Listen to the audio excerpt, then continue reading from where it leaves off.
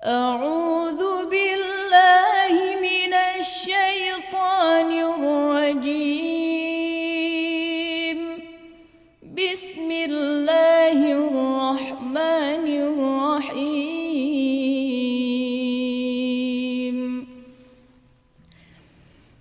تبارك الذي بيده الملك وهو على كل شيء قدير. الذي خلق الموت والحياة ليبلوكم أيكم أحسن عملا وهو العزيز الغفور.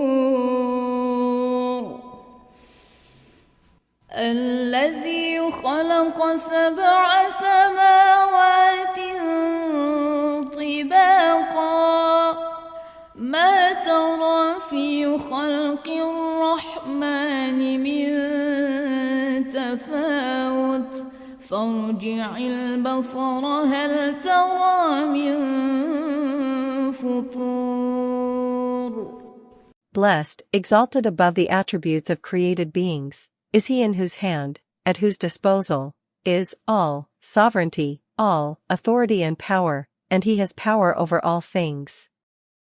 He, who created death, in this world, and life, in the hereafter, or both of them in this world, since the sperm drop is imbued with life, life being, that, power, by which sensation becomes possible, death being the opposite of this or the non-existence of it, these being two, alternative, opinions. In the case of the latter, life in the hereafter, creation implies ordainment, that he may try you, that he may test you in this life, to see which of you is best in conduct, which of you is most obedient to God, and he is the mighty, in his vengeance against those who disobey him, the forgiving, to those who repent to him.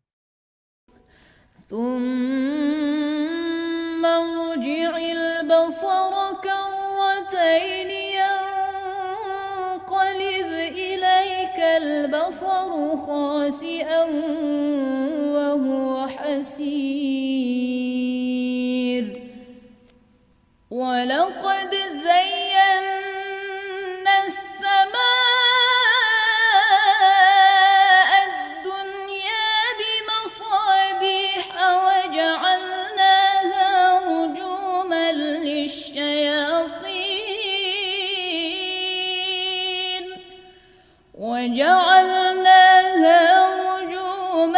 للشياطين وأعتدنا لهم عذاب السعير. وللذين كفروا بربهم عذاب جهنم وبئس المصير. إذا ألقوا فيها سمعوا لها شهيقا وهي تفور. Then cast your eyes yet again, once and then twice, and your sight will return to you humbled, abject on account of it not perceiving any fissure, and wearied, unable to see any fissure.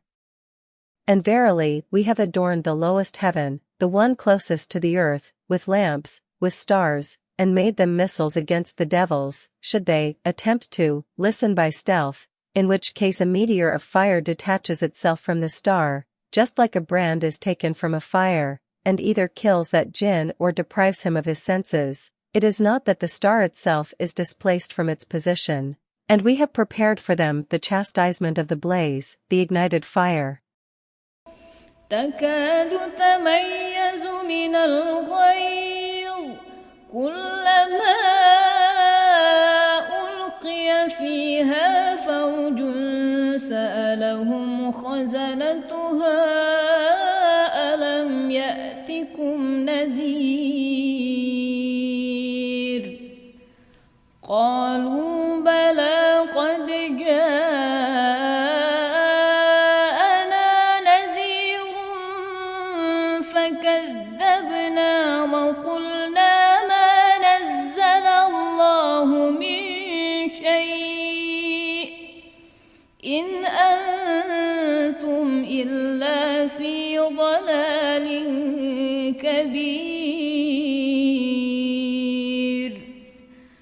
وقالوا لو كنا نسمع أو نعقل ما كنا في أصحاب السعير فاعترفوا بذنبهم فسحقا لأصحاب السعير إن الذين يخشون ربهم بالغيب لهم مغفرة وأجر كبير. Almost exploding, 𝐇𝐞𝐚𝐫𝐿, a variant reading has the original form, 𝐇𝐞𝐚𝐫𝐿, ripped apart, with rage, in wrath against the disbelievers. Whenever a host, a group of them, is flung into it, its keepers ask them, an interrogation of rebuke, did there not come to you a warner, a messenger, to warn you of God's chastisement? They will say, yes, a warner did indeed come to us, but we denied and said, God has not revealed anything, you are assuredly in great error. This, last words, may be the words of the angels, spoken, to the disbelievers when they are told of the denial, or they may belong to the words of the disbelievers, spoken, to the warners. And they will say, had we listened, that is, listening so as to understand, or comprehended, that is, comprehension entailing reflection upon the truth, we would not have been among the inhabitants of the blaze. وأسروا قولكم أو اجهروا به إنه عليم بذات الصدور ألا يعلم من خلق وهو اللطيف الخبير هو الذي جعل لكم الأرض ذلولا فامشوا في مناكبها وكلوا من رزقه وإليه النشور أأمنتم من في السماء أن يخسف بكم الأرض فإذا هي تمور أم أمنتم من في السماء أن يرسل عليكم حاصبا فستعلمون كيف نذير. And, whether you keep secret, O people, your speech or proclaim it, he indeed, exalted be he, is knower of what is in the breasts, of what they contain, so how much more so, is he knower, in the case of what you utter, openly. The reason for the revelation of this verse was that the idolaters said to one another, speak secretly, and Muhammad's God will not hear you. Will he who has created not know what you keep secret? In other words, will his knowledge of things be precluded by such secret speech? And he is the subtle in his knowledge, the aware therein. It is he who made the earth tractable for you, easy for you to walk on, so walk in its flanks and eat of his provision, that has been created for you, and to him is the resurrection, from the graves for the requital. وَلَقَدْ كَذَّبَ الَّذِينَ مِن قَبْلِهِمْ فَكَيْفَ كَانَ نَكِيرِ أَوَلَمْ يَرَوْا إِلَى الطَّيْرِ فَوْقَهُمْ صَافَّاتٍ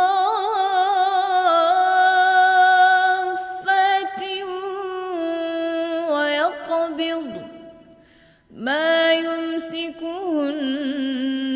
إِلَّا الرَّحْمَنُ إِنَّهُ بِكُلِّ شَيْءٍ بَصِيرٌ أَمَّنْ هَذَا الَّذِي هُوَ جُندٌ لَكُمْ يَنصُرُكُم مِّن دُونِ الرَّحْمَنِ إِنِ الكافرون إلا في غرور أمن هذا الذي يرزقكم إن أمسك رزقه بل لجوا في عتو ونفور.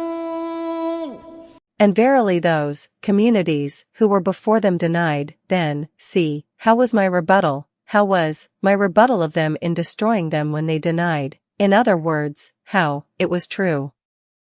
Or have they not seen the birds above them, in the air, spreading their wings and closing their wings after spreading them? In other words, read 𝐌𝐮𝐥𝐤 as 𝐻𝐿, similar to 𝐿, spreading.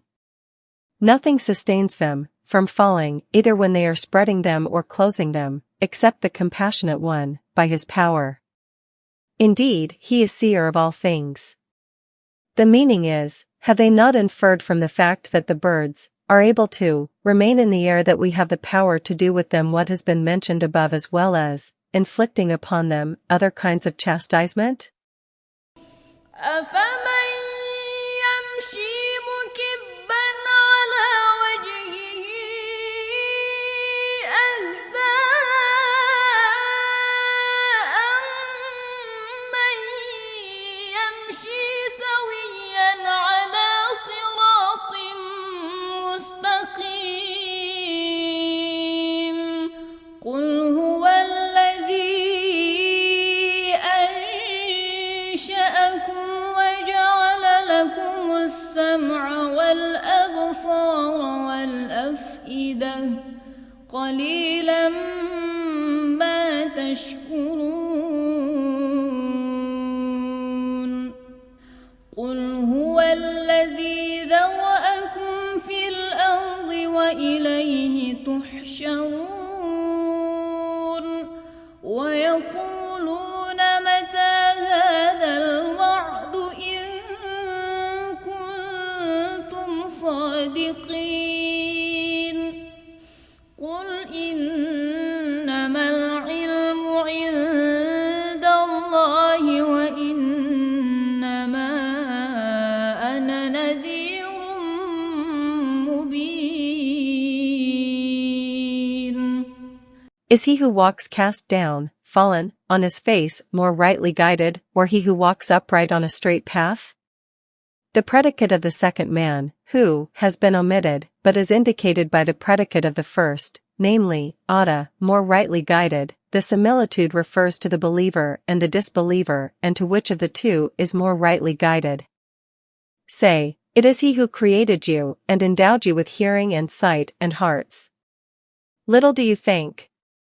𝐻𝐿, ma is extra, the sentence itself is a new, independent, one, informing of how extremely little they give thanks for these graces. Say, it is he who multiplied you, created you, on earth, and to him you will be gathered, for the reckoning. And they say, to the believers, when will this promise be fulfilled, the promise of the gathering, if you are truthful about it? Say, the knowledge of its coming is only with God, and I am but a plain warner, one whose warning is plain. فلما رأوه زلفة سيئت وجوه الذين كفروا وقيل هذا الذي كنتم به تدعون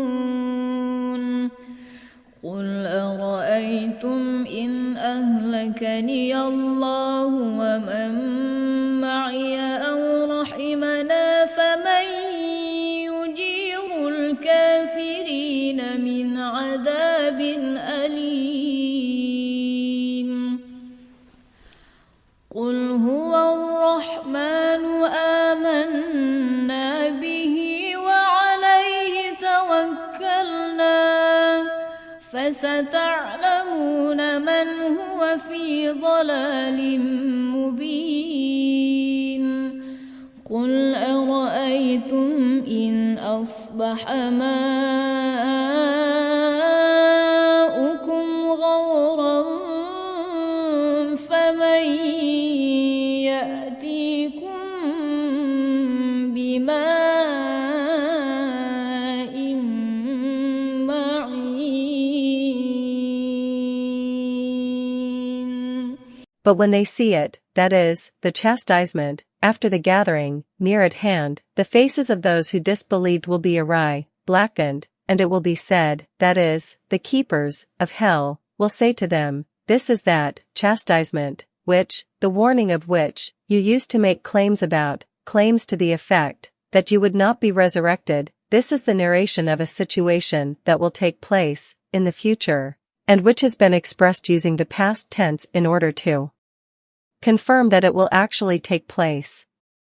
Say, have you considered, if God destroys me and those with me, of believers, by his chastisement, as you would have it, or has mercy on us, and does not chastise us, who then will protect the disbelievers from a painful chastisement? In other words, they will have no protector from it.